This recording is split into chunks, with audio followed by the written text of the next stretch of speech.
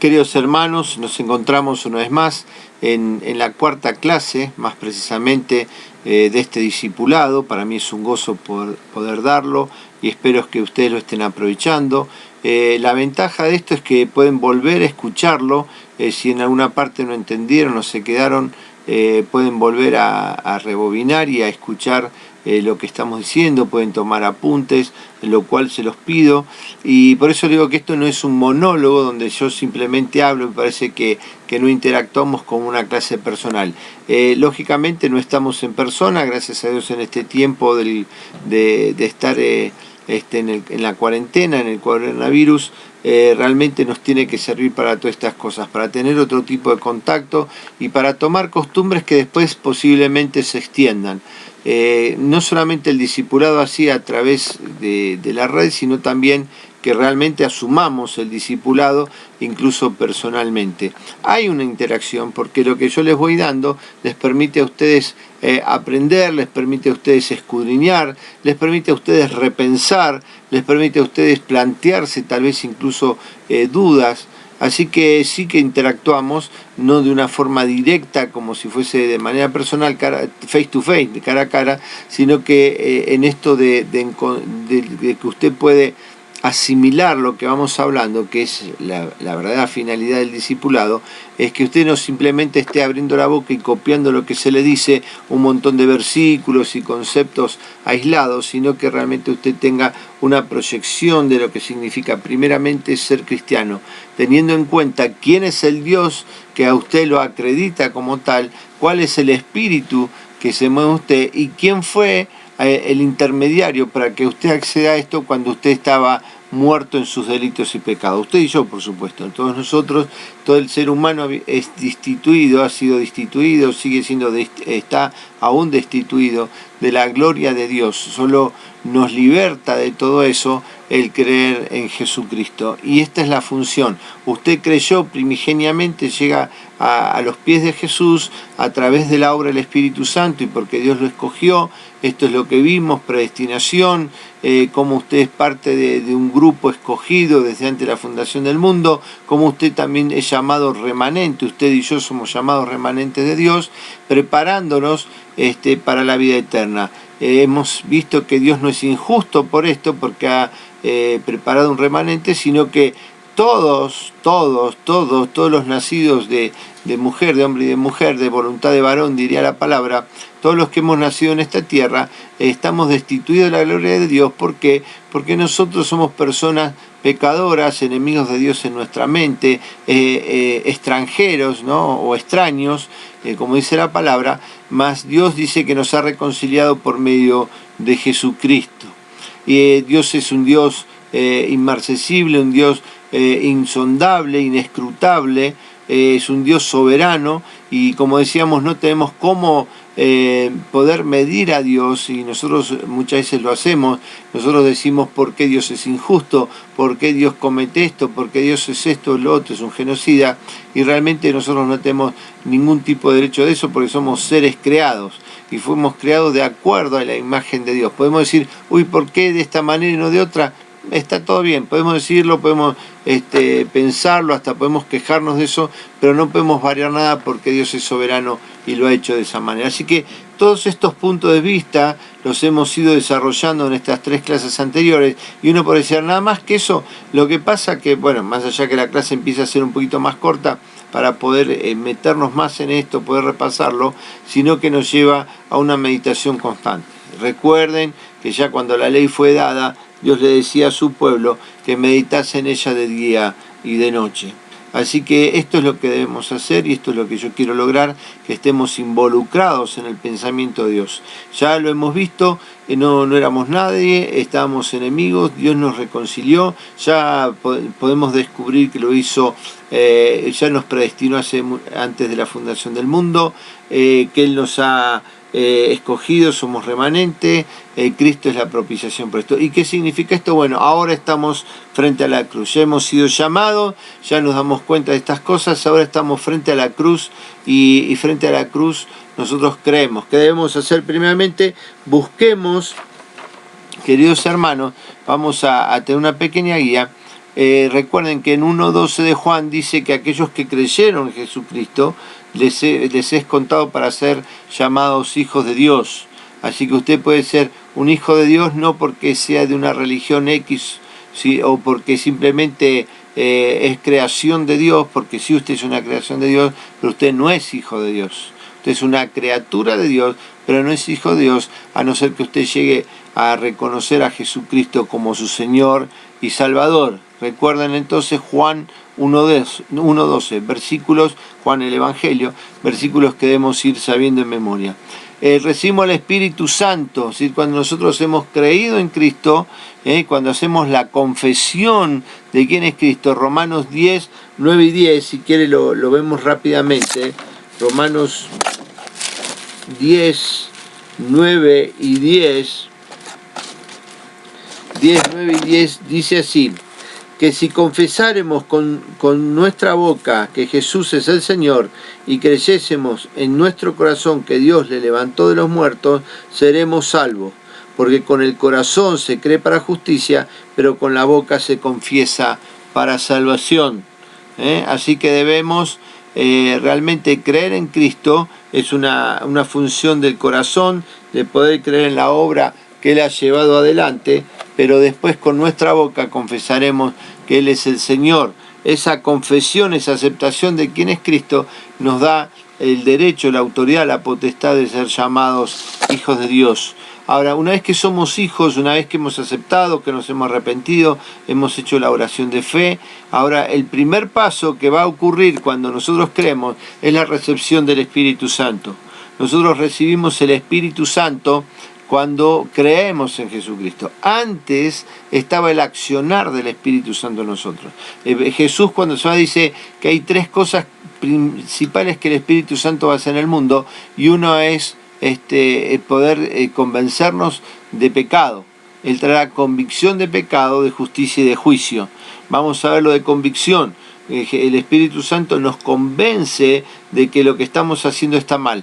Pone una carga en nosotros y la única manera de liberar esa carga, la única manera de realmente resolver esa carga es creyendo en Jesucristo, porque Él volcó toda esa carga en la cruz, liberándonos de todo ese peso del pecado, de toda pena. Realmente hay una traducción que dice de toda pena del pecado, que trae por supuesto condenación. Así que seguimos, recibimos el Espíritu Santo, ¿sí? Esa es la evidencia, la recepción del Espíritu Santo. Ahora vamos a ver un poquito cómo pasa esto. La recepción en nuestras vidas del Espíritu Santo significa algo. Significa que Dios nos aceptó a nosotros como parte de su pueblo. O sea que no basta solamente con hacer la oración de fe, no basta con haber levantado la mano o haber hecho alguna otra forma en que usted quiere manifestar y acepta ser parte de la iglesia, que es hijo de Dios, que aceptó a Jesucristo. La confirmación de que esto fue así, la recepción de que esto fue así, es cuando el Espíritu Santo llega a su vida. Puede haber una manifestación externa, que vamos a ver si o no, puede haber una manifestación externa, pero lo mayor de todo esto, que empieza a producirse en nosotros un genuino, un verdadero cambio, pero no un cambio, decir, como aquel que simplemente se tiñe el cabello o camina diferente. El cambio genuino y real, donde desde el interior nuestro empieza a producirse un cambio en nuestra forma, en nuestro carácter, en nuestra actitud, por supuesto en nuestro pensamiento, en nuestra forma de hablar, nuestra forma de conducirnos. El Espíritu Santo empieza a moldear todo nuestro ser, empieza a transformar nuestro ser. Mucha gente verá relativamente el exterior nuestro igual, aunque generalmente pasa que la persona como que tiene un brillo, ¿no? La persona es distinta, es como que todo está bien, no hay tanta carga, tanto peso por los acontecimientos, sino que de pronto nos vemos de una forma mejor, con esperanza, nuestra forma de hablar, de conducirnos hacia otro, marca estas cosas, ¿no? De pronto decir, no, sí, estamos pasando un tiempo difícil, pero Dios nos fortalece, Dios tiene preparado algo para nosotros y estamos de acuerdo con eso, ¿no? Es decir, todo este tipo de actitudes, de pronto antes pasamos de largo ante un accidente, ahora nos preocupa, cuando alguien está enfermo, de pronto hasta tenemos las ganas de ir a ver si podemos conectarnos. Cuando alguien nos habla de sus preocupaciones, empezamos a decir, vos sabés que a mí me pasaba, pero de pronto empecé a ir a la iglesia, conocí a Jesucristo, mi vida empezó a cambiar, lee la Biblia, orá, confía en Dios, empezamos a tener otro léxico. Esas son manifestaciones del Espíritu Santo. Eso por un lado. Otra forma de manifestación es también lo que ocurrió, que lo podemos ver a través del libro de los Hechos. No todo el libro, pero una buena parte muestra algunas de las manifestaciones del Espíritu Santo. Si comenzamos primeramente por los evangelios, el Espíritu Santo se hace presente sobre Jesucristo. Ya le había sido anunciado a Juan el Bautista que sobre quien él viese descender el Espíritu Santo, ese era el Mesías. Así que la forma visible que esto mostró fue el Espíritu Santo bajando como paloma. Cuando fue en Pentecostés, porque un par de veces leemos en la Biblia, en los testamentos, en los evangelios, que Jesús dice que sopló sobre sus discípulos, uno para que recibiesen el Espíritu Santo y otro fue para que su entendimiento fuese abierto y entender las Escrituras. Pero realmente en Pentecostés, el día de Pentecostés, fue donde hubo una señal clarísima de todo esto. De hecho, dice que hubo un viento recio, lenguas de fuego sobre los discípulos. Me imagino el espanto, el caos que se armó en ese momento, ¿no? Yo recuerdo ver dibujos o litografías o pinturas sobre la recepción del Espíritu Santo y todo está una cara de bobos mirando hacia arriba, abriendo las manitos, ¿no? Hubo un viento recio. Yo supongo que habrán creído que sería un terremoto o algo y habrán salido despavoridos, gritando, porque dice que realmente hubo mucho ruido. ¿Y por qué pasó eso? Porque la gente que estaba en Jerusalén, que estaban en la fiesta de Pentecostés, la fiesta de la semana, la fiesta de las cosechas, esa fecha era una fecha donde se llenaba de gente de todos lados, que eran judíos o prosélitos, es decir, que se agregaban al judaísmo y que venían a adorar a Jerusalén, al templo. Así que estaba lleno de gente. Había muchísima gente en esos días en Jerusalén. Así que este viento recio, este escándalo, me imagino a los discípulos bajar corriendo, porque dice que estaban en el aposento alto, bajar despavoridos por lo que estaba pasando, hasta que se encontraron con toda la gente y de pronto el Espíritu Santo seguramente les trajo sosiego y empezaron a ver lo que pasaba y escucharon los comentarios de la gente. Estos están todos borrachos a las 9 de la mañana, y que es lo que le da pie a Pedro a poder decir, no hermanos, esto no estamos borrachines, la realidad es que vino la promesa de Dios, etcétera. Ahí vemos otra forma en que se presentó el Espíritu Santo, también de una forma visible, porque dice que incluso hablaban nuevas lenguas. Esto de lo que se llamaría glosolalia, que es el hablar en otras glosas, es decir, en otras formas de lengua, está un poco discutido, ¿no? Si realmente fue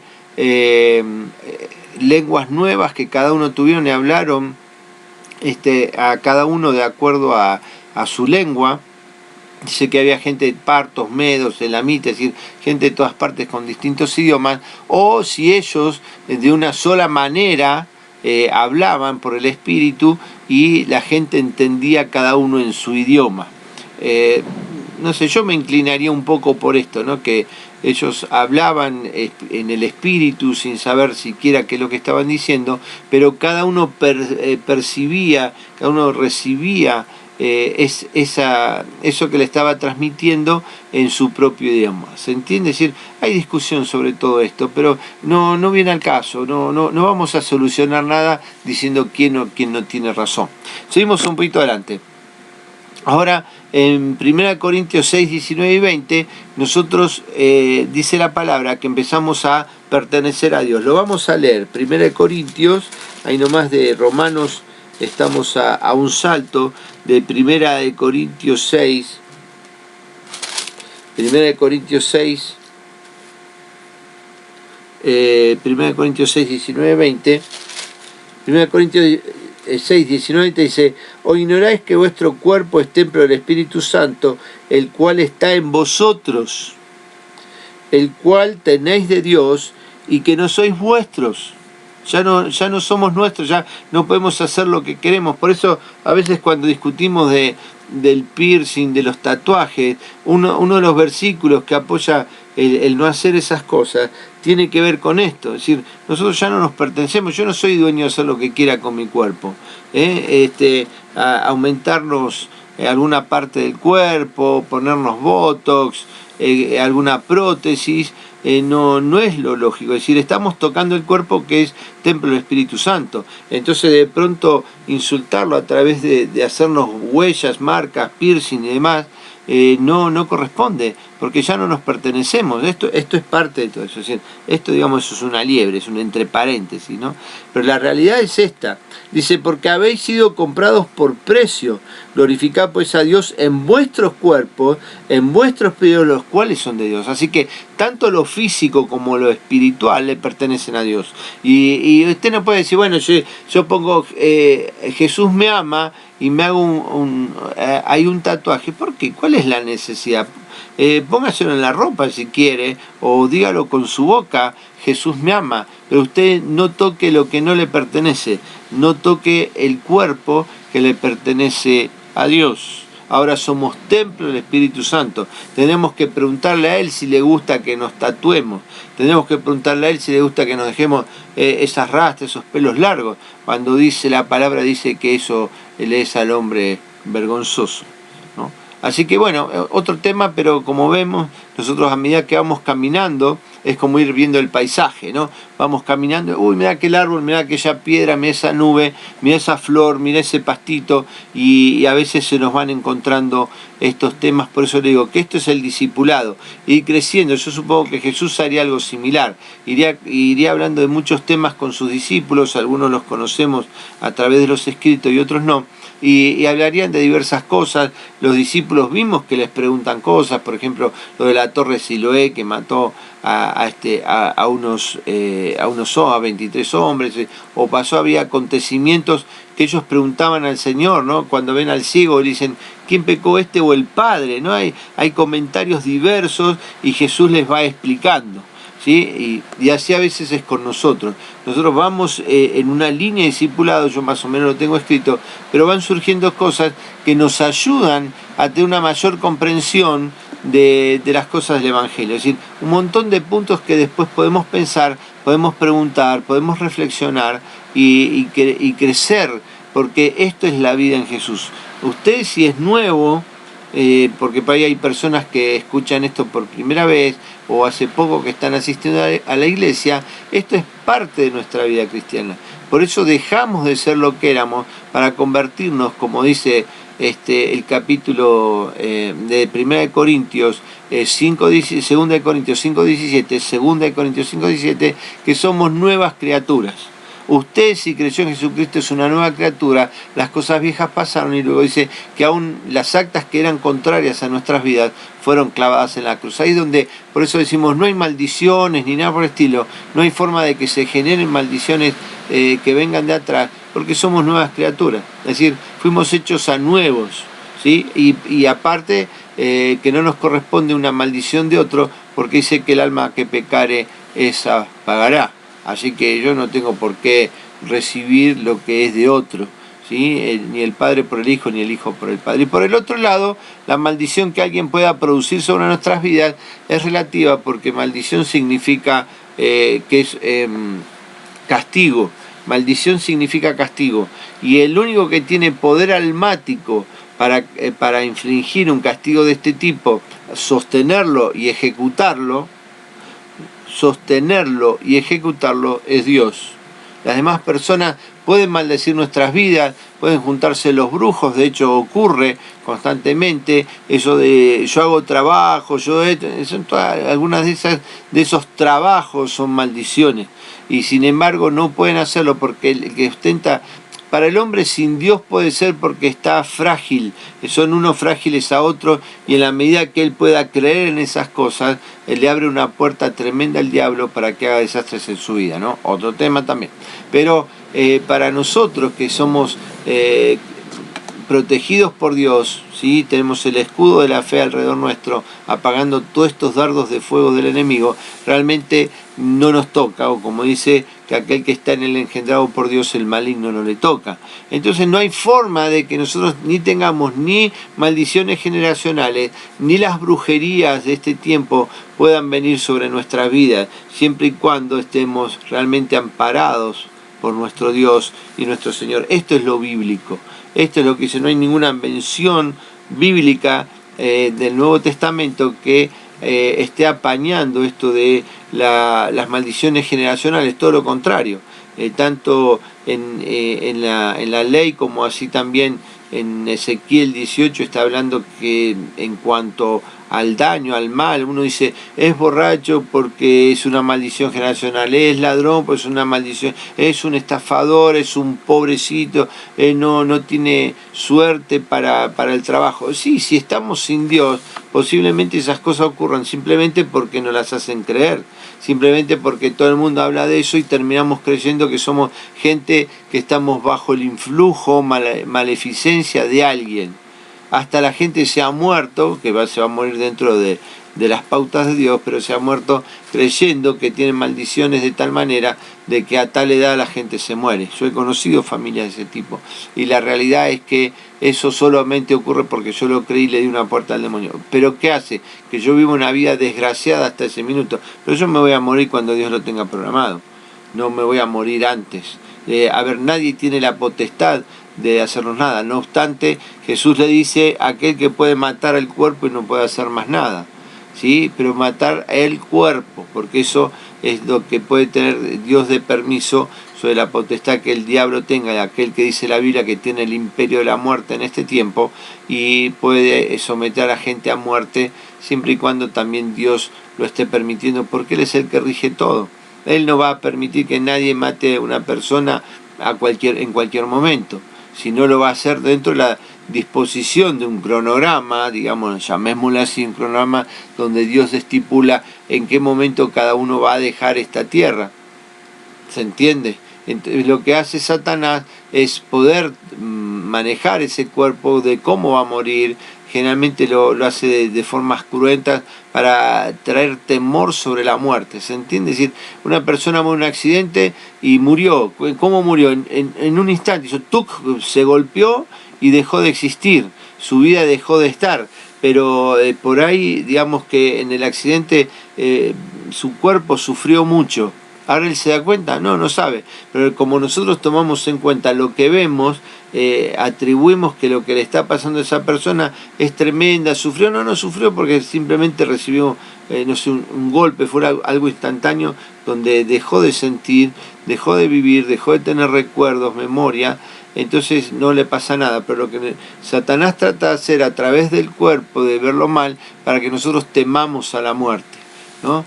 Por eso este tiempo de tanta información, él aumenta todo eso. Usted ve en las películas que ve un cadáver que murió así, la persona fue instantánea, que murió, es decir, apenas tuvo un momento. Todo lo que luego le pasa al cuerpo, él no tiene ni noción, pero el enemigo aprovecha todo eso para que temamos estas cosas. Él trae el terror a la muerte cuando nosotros, en el caso de los cristianos, ya somos más que vencedores, porque Cristo ya pagó todo eso, pagó por el pecado, venció a la muerte, venció al sepulcro, y nosotros tenemos, aunque muramos acá en nuestro cuerpo, tenemos vida eterna. Dice que aunque durmamos, viviremos, y que Él nos da vida eterna. Pero eso ya vamos a llegar a ese punto. Ahora simplemente estamos cruzando la línea de la cruz, estamos yendo un poquito más allá, como decíamos, lo que éramos, lo que Dios es. Por supuesto, todo esto apenas en una parte. Estamos viendo todas estas cosas, estamos hablando un poco de la muerte porque también tiene que ver con nosotros, porque somos victoriosos en la muerte. Estamos atravesando la línea de la cruz y después hay algo atrás de la cruz, ¿no? Hay una espalda hasta la cruz. Por supuesto, inmediatamente el primer hito es es la tumba, pero significa lo mismo, y nosotros somos realmente vencedores a través de Cristo sobre la muerte. Así que mientras vamos avanzando y decíamos que pertenecemos a Dios, hay otro tema medio ahí controversial, medio raro, que es el bautismo del Espíritu Santo. El bautismo del Espíritu Santo, llegado el caso, se produce una vez y para siempre. Y el bautismo del Espíritu Santo son dos cosas. Uno, el bautismo, bueno, tenemos el bautismo de agua, pero el bautismo del Espíritu Santo es aquel, la palabra de Dios, si queremos, lo podemos leer en 1 Corintios 12 y 13, 1 Corintios 12, 13, dice así: porque por un solo espíritu fuimos todos bautizados en un cuerpo. ¿Qué? Bautizados en un cuerpo, ¿sí? Sean judíos o griegos, sean esclavos o libres, y a todos se nos dio a beber de un mismo espíritu. Fuimos bautizados en un cuerpo, o sea, que el bautismo del Espíritu Santo no es otra cosa que habernos involucrado en el cuerpo y en el cuerpo de Cristo. Por eso dice que por la fe pertenecemos a la familia de Dios. ¿Se entiende esto, queridos hermanos? Entonces, el bautismo, que muchos dicen, bueno, vamos a ver si la gente recibe el bautismo. Usted recibió el bautismo cuando creyó. Cuando creyó, usted fue bautizado espiritualmente en el cuerpo de Cristo. Ese es el bautismo que corresponde a esto. Este es el bautismo, este es la inmersión. Por eso bautismo significa eso, inmersión, sumergirse, ¿no? Entonces, el verdadero bautismo es sumergirse, por eso significa bautismo. Entonces usted se sumerge y muriendo, se sumerge en la vieja vida y resurge en la nueva. Ese es el significado primigenio del bautismo. Por eso había que hacer, el bautismo fue tomado por esto, todos esos bautismos que leemos en la Biblia, está diciendo de que todas esas personas dan testimonio de haber creído en Jesucristo y de aceptar la nueva vida a través del bautismo. Entonces nosotros fuimos bautizados, no hay ese bautismo de éxtasis y demás. Ahora, como hablábamos y me detuve y ahora lo sigo con el tema de las señales, hubo señales claras en Jesús, hubo señales claras en los discípulos en el Pentecostés. Después incluso podemos leer cuando Pedro visitó por primera vez a los gentiles y dice que ellos también recibieron el Espíritu Santo, y en el libro de Hechos varios testimonios de judíos en distintos lugares donde también había algunas manifestaciones externas del Espíritu Santo. Pero por ejemplo, si usted lee a Pablo, cuando Pablo creyó y Ananías fue a orar por él para restaurarle de su vista, no dice que haya recibido nada, ni entró en éxtasis, ni nada. Entonces, Pablo no niega en ningún momento que haya recibido el Espíritu Santo, al contrario, ese cambio que se generó, que fue primeramente en el encuentro en el camino de Damasco con Jesús, pero luego, cuando él está esos 3 días de intenso ayuno, oración, clamor, gemir, arrepentimiento seguramente arrepentimiento. Pablo está ahí realmente dándose cuenta que todo lo que vivió, que todo lo que hizo, de pronto ahora cayó como un velo, porque él estaba seguro que era la ley y por eso él perseguía a los cristianos, pero ahora se da cuenta que el mismo Señor de los cristianos es el que lo llama a él a reflexión y a volverse a él de todo su corazón. Estaba listo Pablo para eso. Tiene el conocimiento necesario de las escrituras, del Antiguo Testamento, de lo que iba a suceder. Por eso yo creo que cuando Pablo se encuentra con Jesús espiritualmente ahí en el camino, realmente él se da cuenta que ese era el Señor que él estaba buscando tanto a través simplemente de los rituales. Así que, pero ahí cuando dice que Pablo fue interpelado por Ananías y Ananías oró por él, no dice que hubo ninguna manifestación externa. Permítame buscarlo, no lo tenía preparado, lo busco y ya enseguida continúo.